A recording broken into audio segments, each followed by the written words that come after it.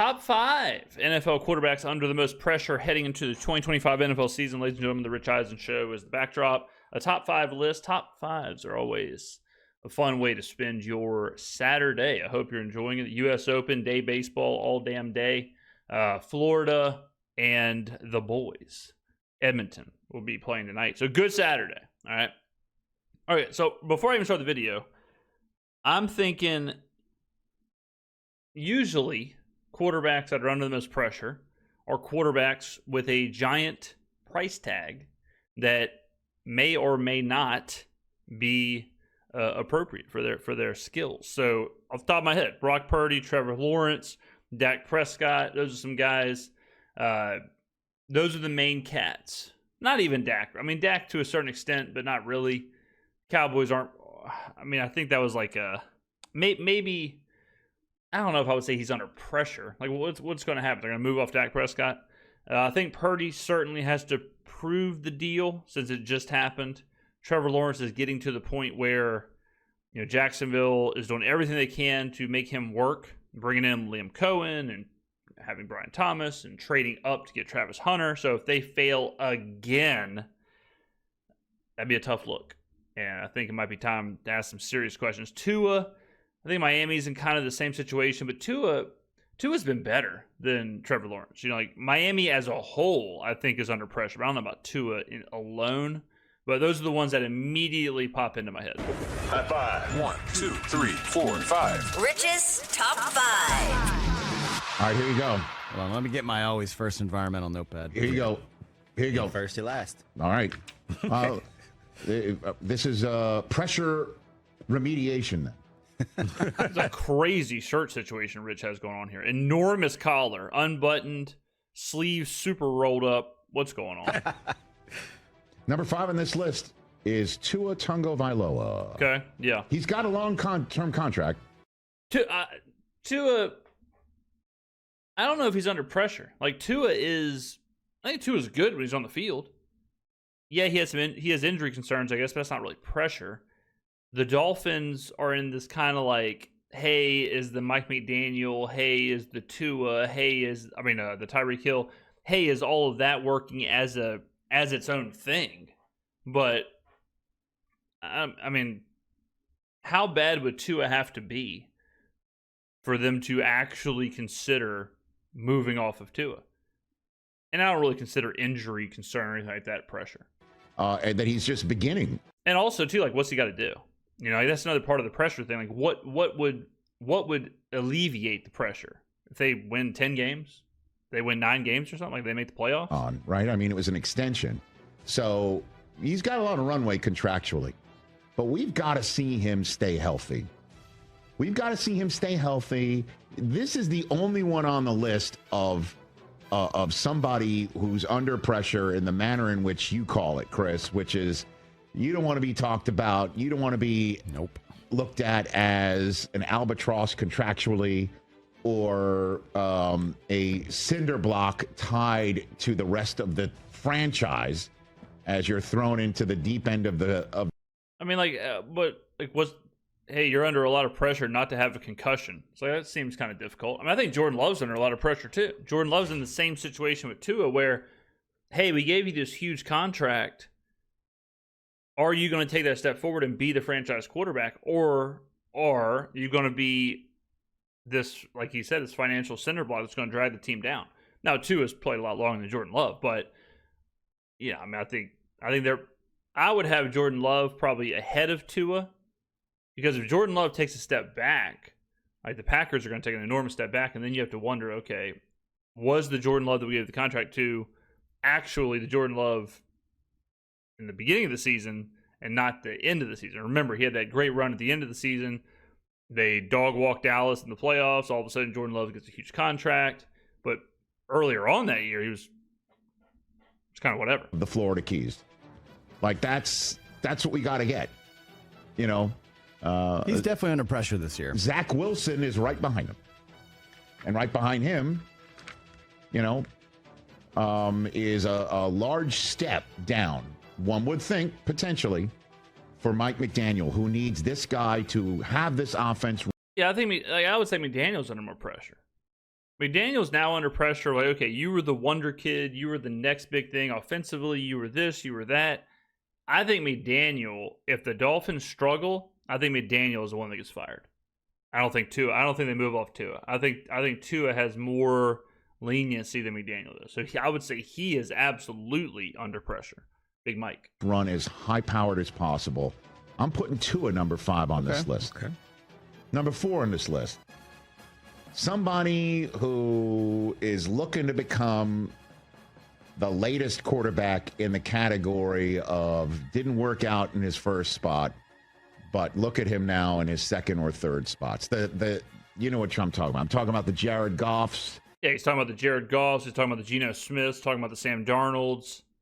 So who would he be talking about? Didn't work out in his first spot. Justin Fields? The Baker Mayfields of the world, right? Okay. I'm guessing Justin Fields. Sam Darnold. Right. You're in year 4, year 5, year 6, year 7. You're in age 26 through 30, and you're getting your other shot. And now you're finally in the right spot. Or Daniel Jones. Could be Daniel Jones as well. I'm going Daniel Jones here. Daniel Jones is number 4 in this list. I don't think that, again, I don't think Daniel Jones is under any pressure at all. He basically is free rolling. He gets to come into Indy as the presumed backup, even though I've been saying for literally months that he's going to end up being the starter. And he is playing house money. He's not being brought in as the savior. He's not getting the big contract. He's not even supposed to be the starter. So if he walks into a situation where Shane Steichen can kind of utilize him, and I think Steichen's a good offensive-minded head coach who can probably get the most out of Daniel Jones, just like Brian Daboll did a few years ago when they went to the playoffs. So I would say he has zero pressure because of the circumstances around how he's playing. Now, Justin Fields is under way more pressure. Justin Fields is, hey, the Jets chose him. The Jets chose Justin Fields, gave him a contract, said, you're our franchise quarterback. We're rocking and rolling with you. Can Fields put it together in his third stop? So I would say Fields is under a lot more pressure than Daniel Jones. If he shows up in Indianapolis and has the same issues that we saw with the Giants, number one, this would help Daboll saying, see, it wasn't me. It would also be one of those situations where do they go now if Richardson turns out to be... Richardson's under more pressure than Jones. If Richardson was healthy, he's not right now, he's not throwing. But if he was healthy, Richardson would be under a ton of pressure because he's getting to that point where it's like, all right, look, you have to show something at this point to validate why we took you so high. And at this point, Richardson has not. Injured. What happened? I was just talking to somebody about this. I'll never, ever forget when Richardson had his pro day and threw the ball and hit the roof. And people were like, damn, look at that arm strength. And I was one of the only people saying, guys, y'all aren't concerned that he was throwing to a receiver and he hit the roof? Y'all aren't concerned that he hit a structure in shorts and a t-shirt with no defenders? He missed his receiver so bad that he hit the roof? What do you think is going to happen when the defense is out there? What do you think is going to happen when there's a blitz? There is one receiver running a deep route, and he was so off that he hit a non-moving structure. What happens next? What happens to Shane Steichen? And again, we have no idea what the daughters of Jim Irsay, how they're going to run this franchise. We don't know. Yeah, That's true. That's okay. I've been going to bet like they're dead. And so we don't know. And let's talk about pressure. That's number 4 on this list. Number 3 on this list could be last rodeo. Most likely the last rodeo. And I understand he's a first ballot Hall of Famer. Doesn't matter. But this is his last shot at a title. I'm putting Aaron Rodgers right here. It just blows my mind.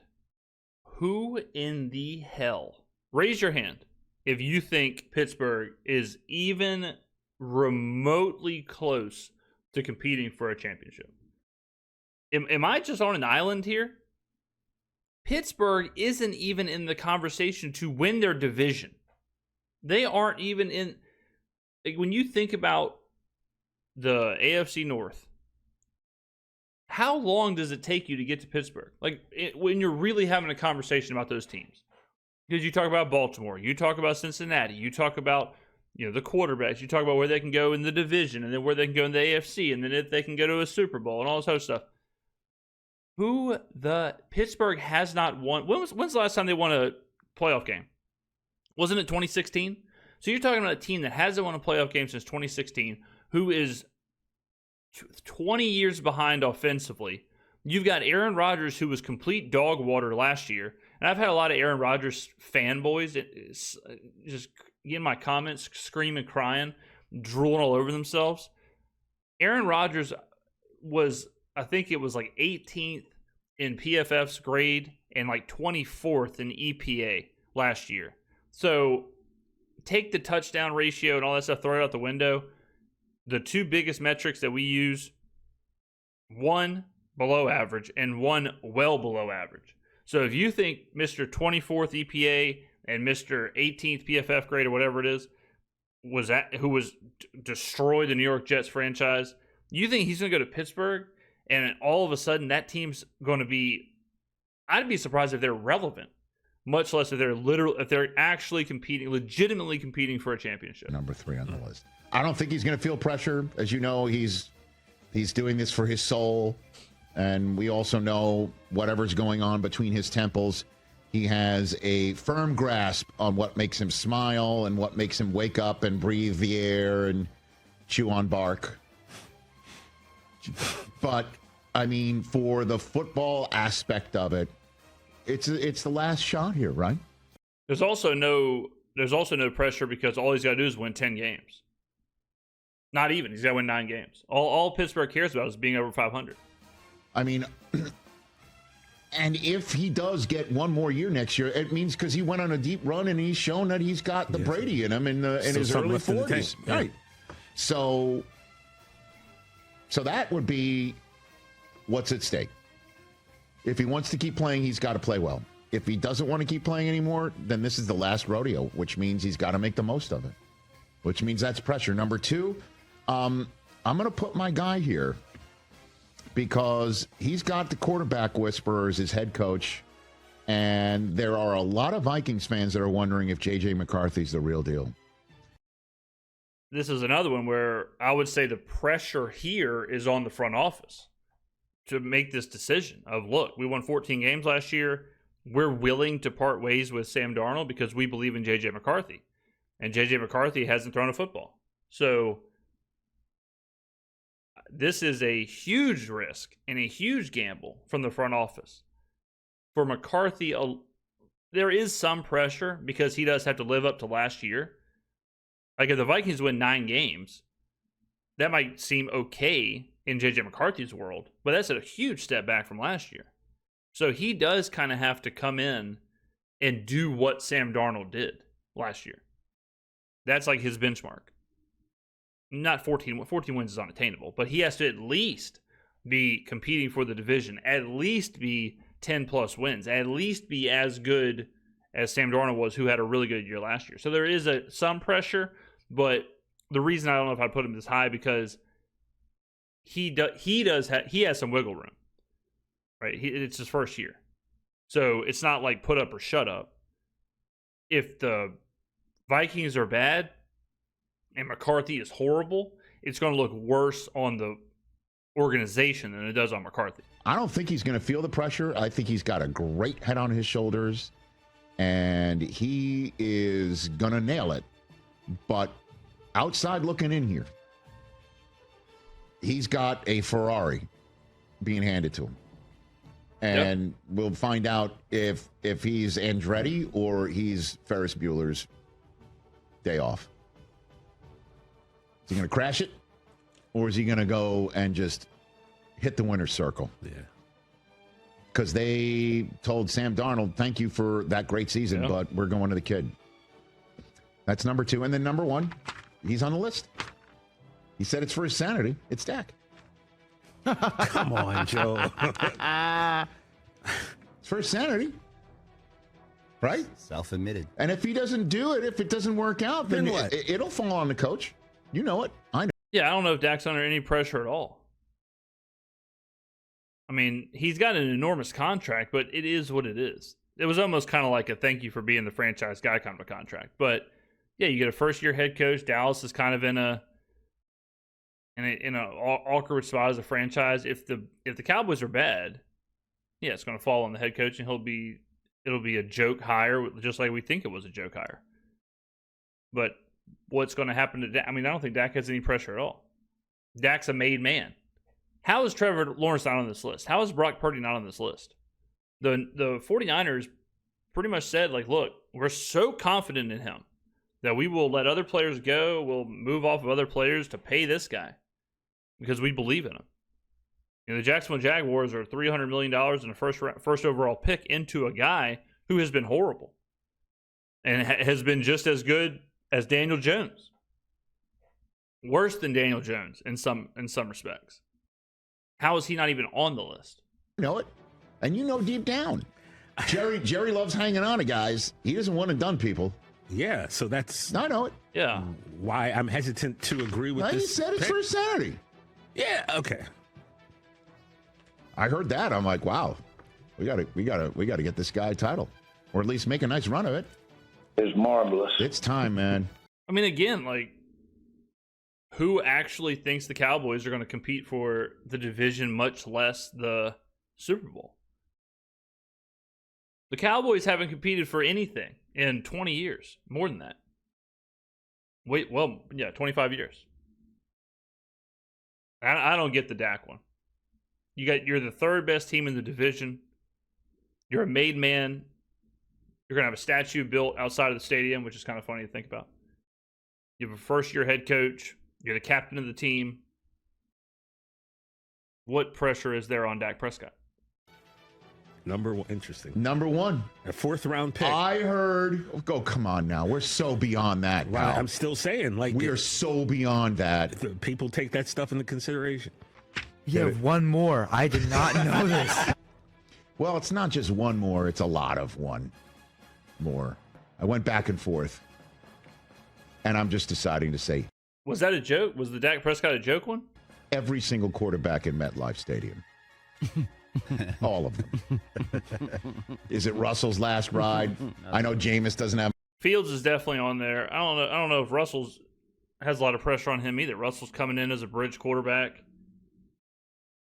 I mean, if the Giants win 6, 7, 8 games, it's going to look at like a huge success.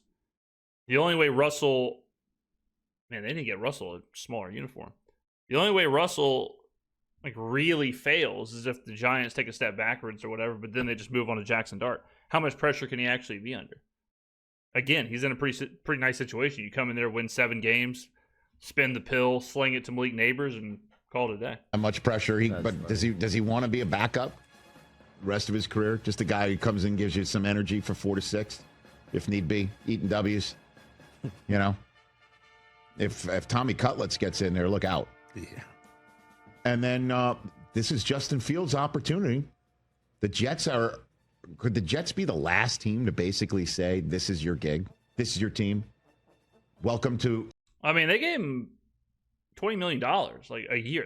They're invested in Justin. They believe in Justin Fields. And I'm not sure what the hell they're looking at. Because Justin Fields has never proven that he can do what they're asking him to do, which is risky business. Our franchise, this is your team. He's still a young guy. He is. Yeah. But this is a talented team that he's being handed. I think he's got a better offensive roster than he's ever had in Chicago. Ever had in Chicago. And it's better than the one that he had last year in Pittsburgh, with all due respect. Maybe not. Pittsburgh had a better offensive line in front of him than maybe what the Jets have right now. I don't know. We need to see it. There's a lot of young ones on that line. Isn't that kind of weird though, where he's like, well, the Jets are better than the Steelers, but all of a sudden the Steelers are going to be a Super Bowl team because Rodgers, who has, like, think about that line of thinking. Rodgers had what Fields is going to have in New York, and Rodgers did absolutely nothing with it. Now Rodgers is going to a worse situation as far as like playmakers, but Rich now thinks that Rodgers is somehow going to elevate them to a Super Bowl. What's going on here? We'll see. But that's Breece Hall. That's Garrett Wilson. You know, those are my top 5 quarterbacks under the most pressure in 2025. At the end here, let me say this little sports media thing. I know it's the dog days of summer, but you can really tell the shows and the whatever who are just going off of like narratives and storylines and this like stuff that, because none of that really made a lot of sense. You know, like the Rodgers stuff doesn't really make a lot of sense. Yes, it's a huge story. Yes, it's a fun thing to talk about. Yes, it's the Dak thing doesn't make a whole lot of sense. And like, I've mentioned this before, but there was the Stephen A. Smith thing at the finals where he was playing solitaire during an incredible game at the NBA finals. And he's going to go and talk about that game for 3, 4, 5 hours. People are going to listen, whatever. But if you want actual analysis from that game, you probably want to go to Bill Simmons' show. You probably want to go to Ryan Russillo's show. You probably want to go to Zach Lowe's show. I'm not really sure why at this point, I mean, this is controversial on a Saturday. I'm not really sure at this point why people are watching some of these shows. You are not being provided with any analysis. You're not being provided with any, like, basically factual information. It's just like NPCs spouting off, copy and pasting random narratives, and like, I don't understand it. And then you have the guys like Bill Simmons, like Ryan Russillo, like Zach Lowe, who are watching every single second of every single game, or even to a certain extent, like me, when it comes to the NFL or whatever. Like, I'm watching every game, every single second. You know, we aren't guessing. We're breaking down the numbers. We're breaking down the metrics. We're doing whatever. I mean, even yesterday. You know, I actually thought about this. This is a really tangent now. I actually thought about this. I thought about doing a all-day stream, like setting up cameras or whatever in basically my like living room and showing what a full day looks like. Because some days I even sit back and I'm like, holy God, that was crazy. Like, I'll wake up at 8 a.m., boom, I'm watching like some Spanish soccer game or a soccer game from Italy or if the Premier League's on or whatever. Go from that into, okay, now we got like baseball starting at noon, whatever. Watch 3 baseball games. Oh, now we're going 4 screen baseball night games. You know, we got West Coast games. Oh, and also the NBA Finals are on. And also the NHL's on. Or during football, it's, okay, well, waking up, doing the odds. We got every game on from noon to 11 o'clock at night. And I thought about showing full day of watching, sweating bets. A little bit of a tangent there for me. Sorry about that, guys, on a Saturday. Enjoy your day. I've been on a big-time Aperol and Campari kick, so I'll be enjoying a couple Camparis and soda pretty soon here. I got the Campari freezing right now in the freezer. Yesterday, had a few spaghettis, Miller High Lifes with Aperol in there and some lemon. I'm on a big summer vibe with Negronis, Aperol Spritz, Campari Seltz. All right, ladies and gentlemen, get on down in the comments below. Thank you for watching. I'll see you in the next video.